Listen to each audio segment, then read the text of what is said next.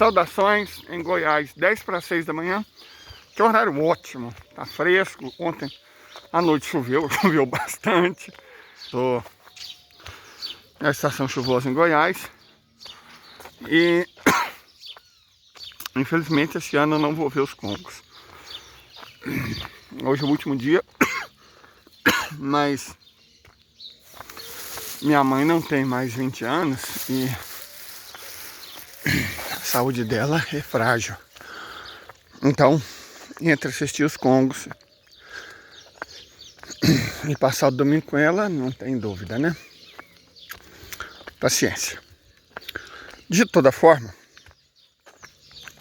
vamos começar mandando a real, para a gente não perder tempo. Israel, o Estado de Israel, é um empreendimento colonialista europeu-americano, ocidental. Foi usado para se livrar dos cidadãos europeus e americanos de religião judaica, que os europeus nunca gostaram, os americanos idem, né? Resolver um problema de consciência que eles mesmos criaram. Não nos esqueçamos que o Holocausto foi uma criação europeia.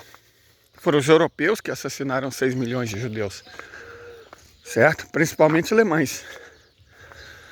Então foram europeus que fizeram aquelas atrocidades. Claro, tiveram muito apoio de ucranianos,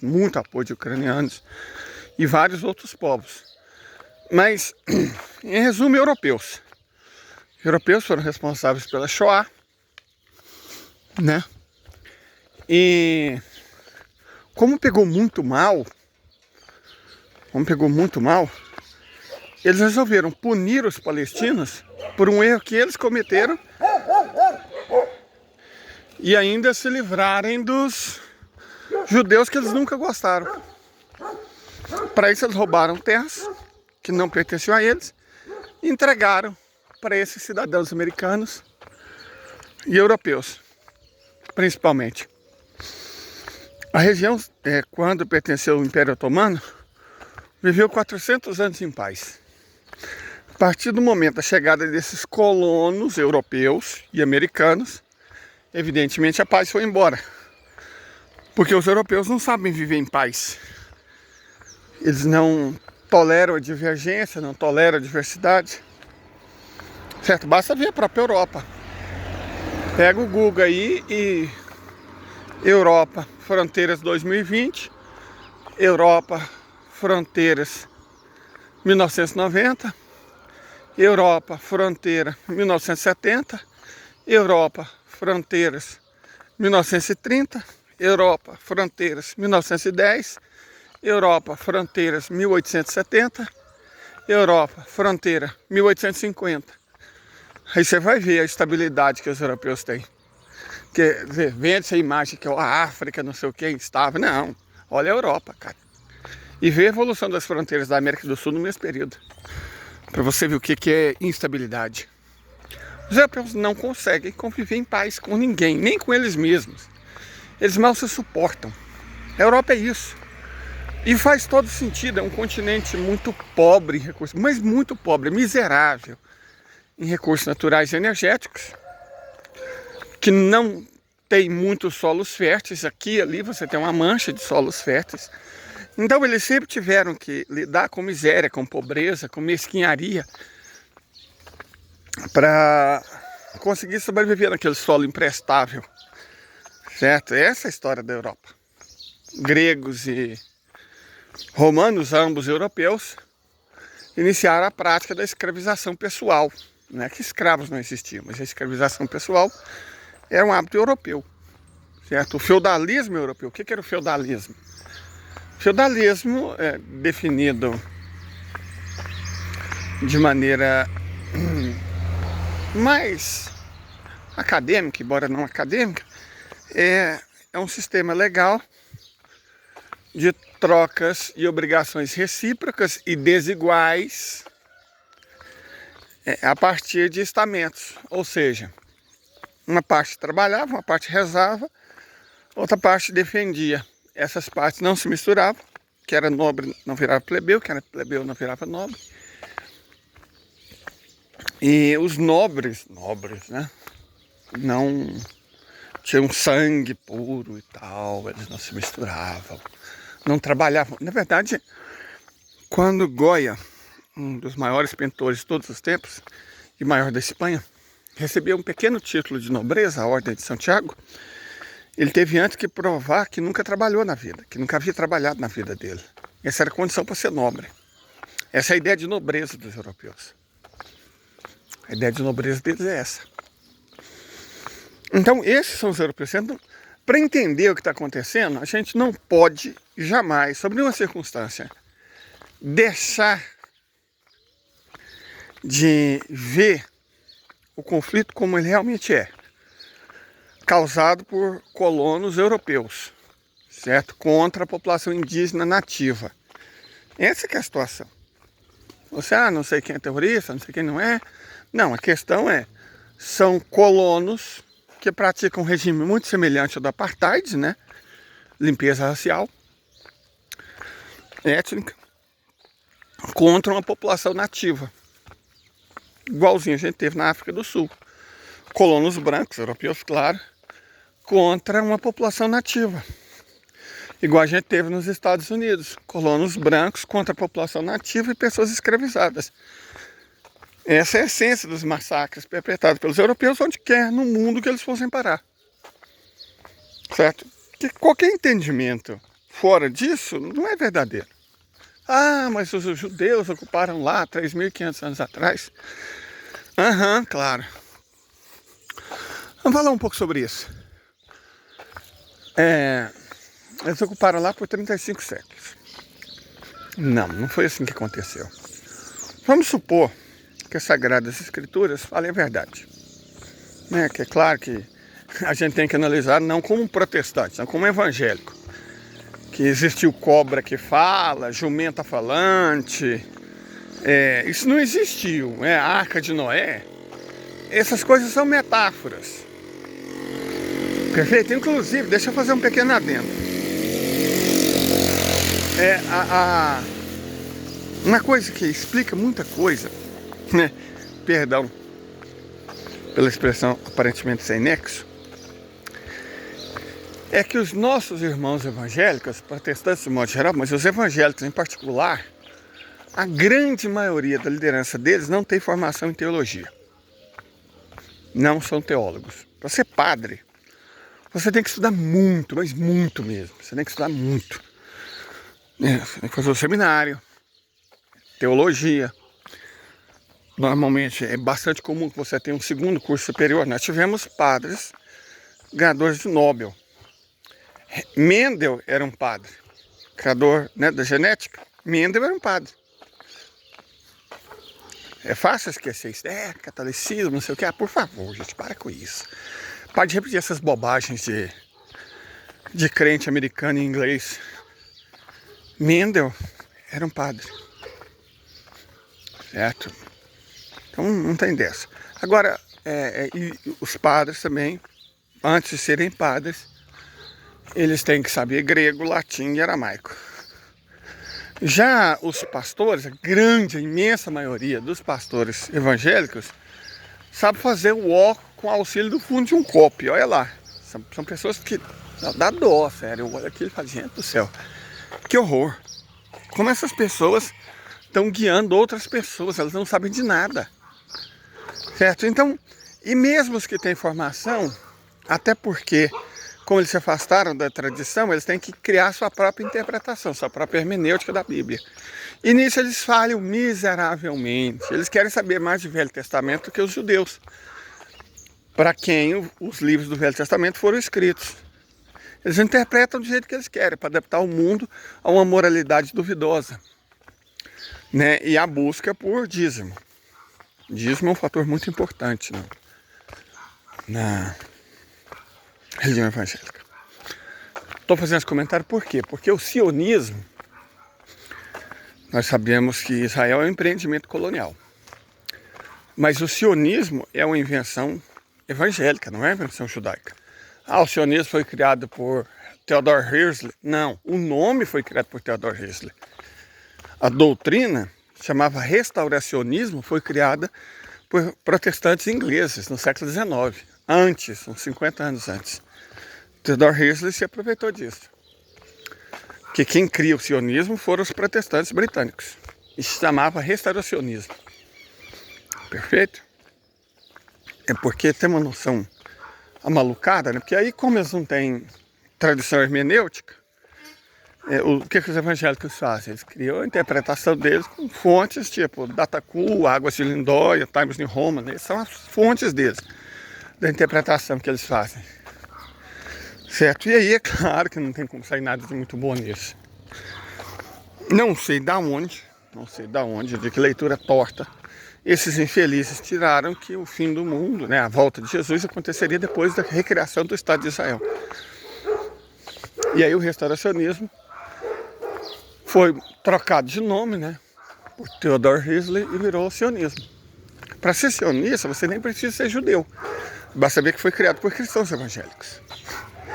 E tem muitos evangélicos no Brasil, mas milhões deles que juram que...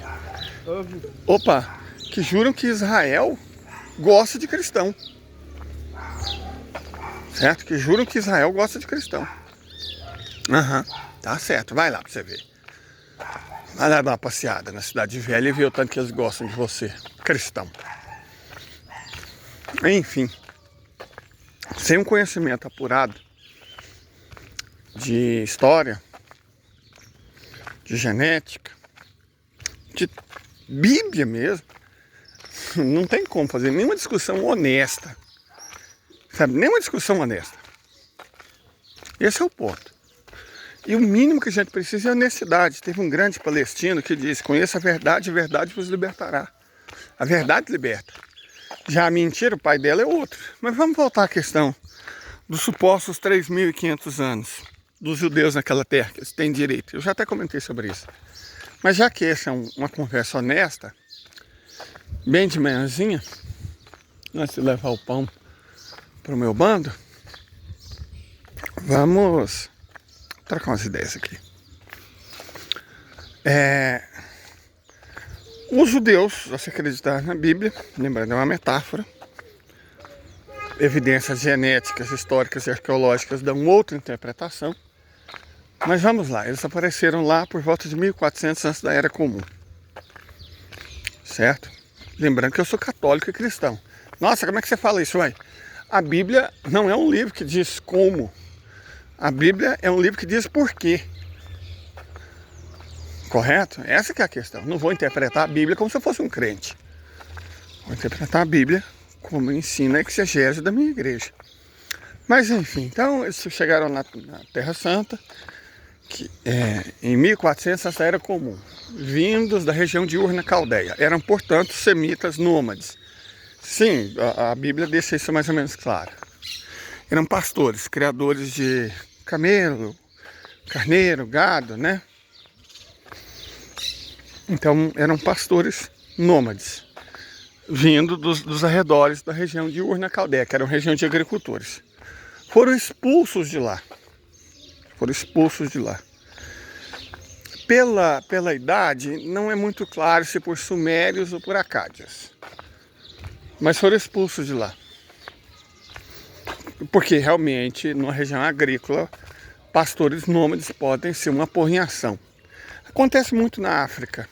Os povos sedentários não lidam muito bem com povos nômades, como os Wolof, por exemplo. Os Fulas são sedentários, os Wolof costumam ser nômades. E aí você tem vários conflitos entre Fula e Wolof, em toda a África Ocidental, basicamente por causa disso.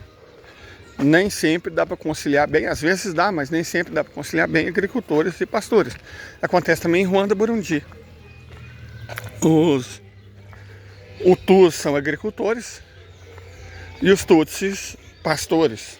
E aí deu ruim, certo? Então não é incomum que povos sedentários não curtam necessariamente povos nômades. E aí aconteceu essa encrenca, eles foram expulsos e foram para a região de Canaã, que é a Palestina. Chegaram lá, Jerusalém já estava fundada, já existia. Jerusalém não foi criada, não foi construída pelos judeus, pelos hebreus. Jerusalém é uma cidade fundada por um povo chamado Jebuseu. Mas sabe quem já estava lá? Um outro povo chamado Nabateu. Daqueles povos que existiam na Palestina, os nabateus são os únicos que ainda existem. Nabateus hoje são chamados de árabes. Então, quando os ancestrais dos israelenses, supostamente, né, os hebreus, supostamente, chegaram lá em 1400 antes da Era Comum, Jerusalém já existia, foi fundada por jebuseus, e os árabes, à época nabateus, já estavam lá.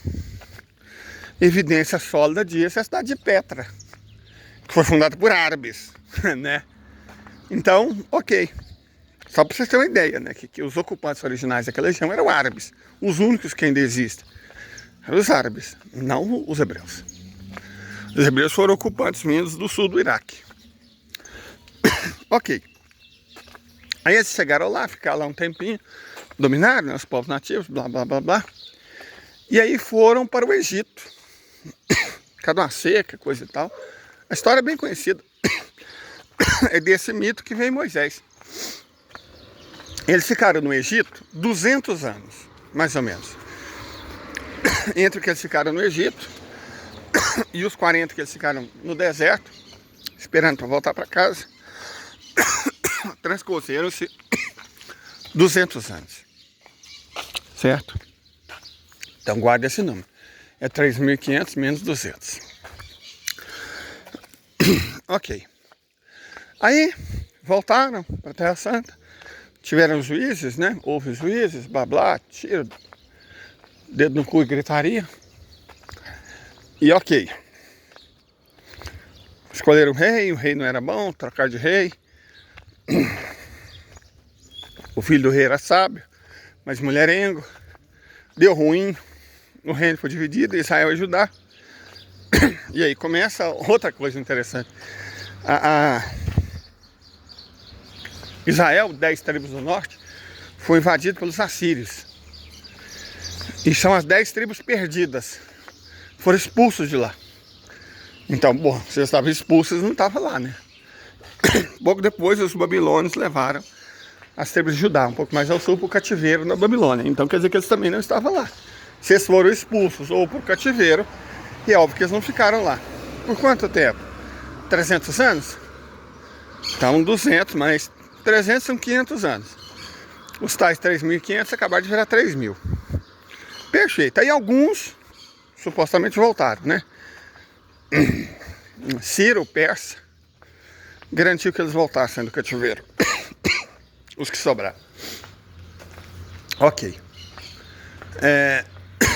Ficaram lá um tempo. E depois, apesar da região ter passado por domínio dos macedônios, dos romanos, né? Dos bizantinos, dos árabes. Foram os árabes que construíram a mesquita de Al-Aqsa. Al-Aqsa foi construída por árabes. Aquela região foi domínio árabe um bom tempo, através dos mamelucos e tal. E por fim dos otomanos. Por que isso aconteceu? No ano 70, eles foram expulsos de lá pelos romanos, pelo imperador, não sei se Tito ou Domiciano. Foi expulso, começou por Tito, mas Tito viveu pouco, Domiciano terminou o serviço. Então, mais 1.900 anos vivendo longe de lá. Então, os 3.000 acabaram de se transformar em 1.100. Nos últimos 3.000 anos, em menos de 40% do tempo, os judeus estiveram lá. Eles não ocupam aquela região há 3.500 anos. Ok? Quem ocupa aquela região há 3.500 anos são os árabes, os antigos nabateus. A história é uma coisa interessante, né? Por isso que muita gente a manipula. Porque nessa a gente descobre ela, fica difícil justificar certas coisas. Enfim, essa é a história. A real é essa. Por que foi criado esse mito de que os judeus estavam voltando para a Terra Santa?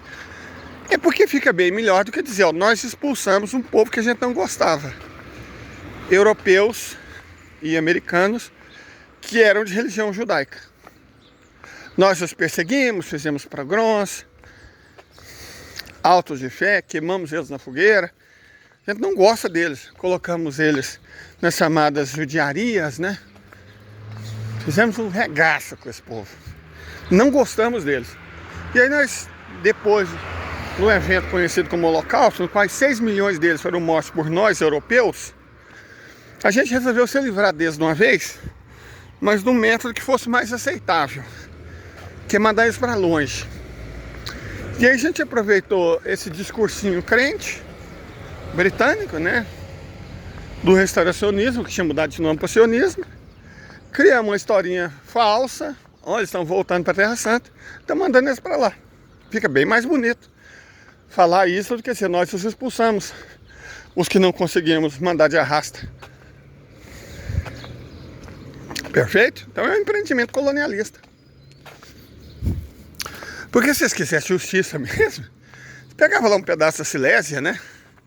Um pedaço da Bavária, da Estíria, da Baixa Áustria, e criava o Estado para os judeus. E seria justo, porque foram os europeus que fizeram o que fizeram, os europeus que pagassem pelo que eles fizeram. Mas não, eles terceirizaram a culpa. Mandaram eles para a Palestina, para terras historicamente desde sempre árabes. Então, foi o que aconteceu. Então, você vai pegando a história, manipula ali, manipula lá, inventa um negócio aqui, inventa um negócio lá. E aí, bom, você tem uma narrativa, né? Aí vamos falar, bom, o que aconteceu ontem?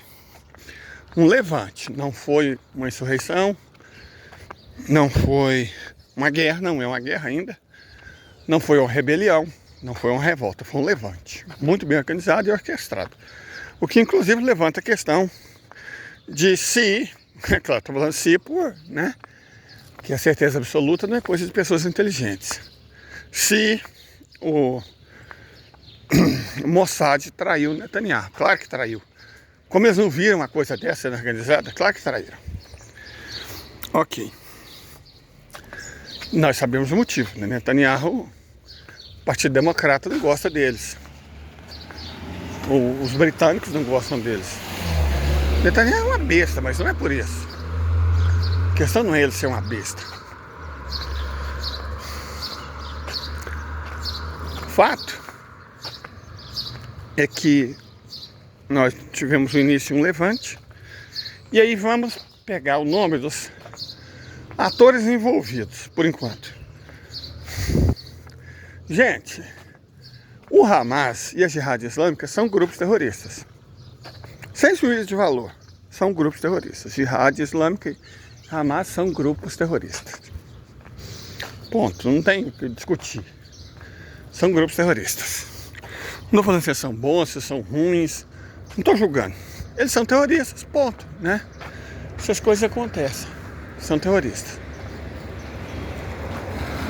Ok. A Organização para a Libertação da Palestina é uma organização paraestatal.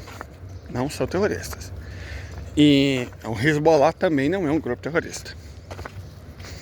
O Hezbollah tem outra natureza. Por isso, a escusa do Hezbollah ia entrar atirando. O que as pessoas pensavam? Que o Hezbollah vai chegar e o Hamas começou o negócio, o Hezbollah vai terminar. É assim que a banda toca. O Hezbollah não é um grupo terrorista.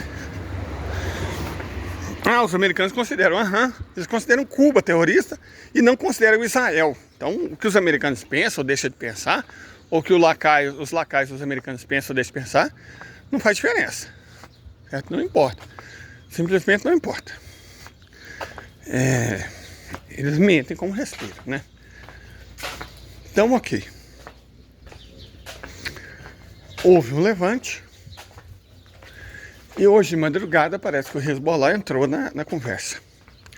O Hezbollah é diferente do Hamas. Hamas mostrou extrema organização, competência, com certeza tiveram apoio de alguém, né? Como eles conseguiram tantas armas, tantas armas.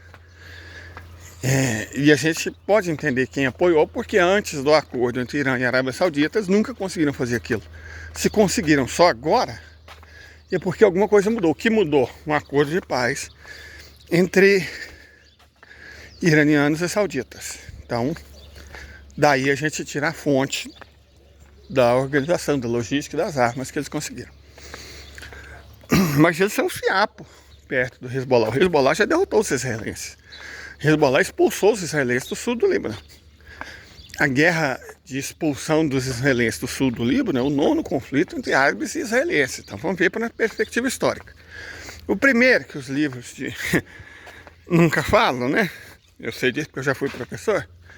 Já li, já usei esses livros feitos por editoras canadenses, ou britânicas, ou americanas, né? Que são os usados no ensino do Brasil para doutrinar os brasileiros. E essa é a verdadeira doutrinação. São vendidos caros para a classe média que quer dar aos filhos uma educação melhor. Claro. Classe média compra, né? Essas apostilas. Nunca fala da Nakba, que foi o primeiro conflito árabe-israelense em 1948. Aí teve a Guerra dos 6 Dias. Perdão, Suez, Guerra de Suez, depois Guerra dos 6 Dias, depois Yom Kippur. Suez e 6 Dias foram vencidos pelos israelenses. Yom Kippur não era para ter sido vencido pelos israelenses. Foi porque os Estados Unidos intervieram no último minuto, quando tropas sírias e egípcias, as primeiras vindas do norte, a segunda vinda do sul, estavam chegando perto de Jerusalém. Porque a entidade sionista ameaçou usar bomba atômica, não sei o que eles fizeram, nem sei se eles já tinham bomba atômica naquela época. Mas foi o que aconteceu, os Estados Unidos intervieram, os árabes ficaram, o povo, a governança não. Ficaram putos e aí, por conta disso, os governos ficaram numa situação difícil, porque eles faziam algo e eram derrubados. Houve a primeira crise do petróleo. Certo? Ok. Aí depois disso, houve, no contexto dos conflitos, araras. As araras já estão indo para buscar seus cocos em algum lugar do cerrado. Elas dormem num lugar, levantam cedinho, vai comer coco e depois volta, de tardezinha. Houve a invasão do sul do Líbano, né, em 82. Depois a invasão do sul do Líbano, foi a primeira intifada, a segunda intifada. E não vamos falar das operações contra Gaza, porque não foi guerra, não foi conflito, foi massacre. E aí, finalmente, nós tivemos a primeira vitória árabe. A expulsão dos israelenses do sul do Líbano. Certo? O 8º conflito árabe-israelense foi a expulsão dos israelenses do sul do Líbano. Pelo Hezbollah. E agora, nós estamos tendo um 9º conflito. Tem chances grandes que ele seja o definitivo, porque as condições geopolíticas mudaram enormemente. O Bibi fala que vai terminar, a palavra é essa, né, gente? Começa com essa e termina com terminar os palestinos. Mas o momento histórico não é o dele. Os Estados Unidos estão sofrendo uma derrota humilhante, acapachante na Ucrânia. A Europa gastou todas as suas armas e munições lá. O inverno está chegando. Eles não têm petróleo, não têm carvão, não têm gás. Não tem energia em quantidade suficiente. A economia deles está destroçada. É só cachorrinho. A economia deles está destroçada. É só cachorrinho, gente. Tá vendo? É um filhotinho. Olha que bonitinho. São filhotes. A gente não pode levar tudo a ferro e fogo, não. São filhotes de cãezinhos. Então, de boa. Eles são agitados. Então, esse é o 9º conflito. E tem tudo para ser o definitivo. Repetindo as razões pelas quais nós acreditamos que tende a ser o definitivo. A Europa está sem forças. Né, perdeu, gastou tudo que tinha na Ucrânia. Os Estados Unidos estão com a economia em frangalhos, muito perto de uma crise imobiliária sem precedentes, de uma quebra da bolsa de valores sem precedentes, nós já falamos sobre isso. E eles dependem da estabilidade dos preços do petróleo, que não vai acontecer. Conflito no Oriente Médio, disso que se trata, faz o preço do petróleo subir. Nós já falamos outras vezes, bem antes disso, que o limite era $120 o barril. que se chegasse nesse preço, a economia dos americanos, dos Estados Unidos, ia pro ralo, né? E bom, gente, não queria ser eu a dar a má notícia não, mas o limite agora é o céu. À medida que o conflito for se intensificar, e ele vai se intensificar, por que ele vai se intensificar? Porque Netanyahu provocou. Ele provocou. Sempre que ele é contestado, ele é uma espécie de Bolsonaro. Imagina o Bolsonaro com cérebro. Pega o Bolsonaro e coloca cérebro nele. É o Netanyahu. Certo? Só pegar o Bolsonaro e colocar cérebro. É o Netanyahu. E ele, evidentemente, é um homem muito odiado. Ele tem lá o seu gado, né? Que é pior do que o de cá. E ele é muito contestado. E sempre que a situação dele cambaleia, primeiro por corrupção, agora por incompetência, ele joga Israel em guerra porque ele sabe que isso obriga todos os israelenses a se unir. Com ele, não contra ele. Ele sempre fez isso. Sempre fez isso. O carreira dele é fazer isso. E aí ele provocou enormemente, inclusive falando que ia derrubar a mesquita de Al-Aqsa e começar no ano que vem a construção do terceiro templo. É óbvio que isso inflamou enormemente os ânimos numa região já bastante exaltada. Ok, então ele sofreu uma derrota humilhante. O problema não é só a humilhação, é o exemplo. Né? Foram mais de, até agora que a gente saiba, já estão falando em 300 passamentos de plano espiritual do lado israelense. Sem falar na quantidade de sequestrados, perderam 2 quartéis, um grande radar foi destruído no norte, vilas foram atacadas, foi uma humilhação sem precedente. Isso vai cair na conta do Netanyahu, a não ser que ele mostre força. Como é que ele mostra força? Com violência. Então ele vai atacar os palestinos de maneira extremamente violenta, que vai forçar o Hezbollah a entrar. O Hezbollah já ameaçou, e já falou que vai entrar e parece que já começou a atacar o norte. Israel não tem forças para lutar no centro, para conter a Cisjordânia, no sul, para lidar com a Jihad Islâmica e o Hamas, e menos ainda para enfrentar o Hezbollah no norte. Então eles vão massacrar, cara, vão tocar o terror, vão massacrar. Rios, né, daquela substância com hemoglobina vão correr, e aí o Hezbollah vai entrar, e vai entrar. Entrar no Hezbollah, não creio que o Irã entre de cara, porque o Irã agora faz parte dos BRICS, né, tal. Mas é óbvio que pela reação do parlamento, ele está doidinho para entrar, porque é os únicos e eles e a Coreia do Norte e a Argélia, vamos ser honestos, que sempre tem defendido os palestinos, nunca se vendeu, nunca foi comprado pelo dinheiro dos árabes, que eram aliados americanos, ou dos próprios americanos, por ameaças e tal. Então, o Irã não vai intervir diretamente, mas coisas podem ser mandadas para frente de combate. O Irã tem uma indústria extraordinária, uma engenharia poderosíssima, uma tecnologia. E aí, quando o Hezbollah for com tudo para cima, Israel pode ser levado ao desespero. Levado ao desespero, ele pode usar arma que não deveria usar. E aí ele está legitimando a ação do Irã. Hoje o Irã é muito mais potente, não tem nem comparação. O Irã é 100 vezes maior do que a entidade sionista. O PIB do Irã é muito maior que a da entidade sionista. A engenharia do Irã é muito maior que a da entidade sionista. A tecnologia é muito maior. Ai, Israel tem não sei o que de TI. Vai se defender com um programa de computador. Vai se defender com TI. Contra mísseis hipersônicos que o Irã tem. Contra quanto? 100 mil, 200 mil, 300 mil drones kamikazes. Que na prática é uma invenção iraniana. Com certeza. Os profissionais de TI de Israel é que vão salvar o país. Confia.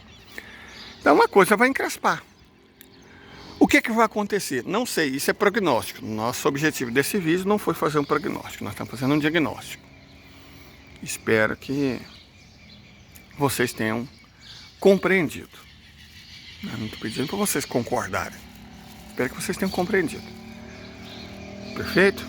E até mais. Eu vou ir para casa da dona mãe.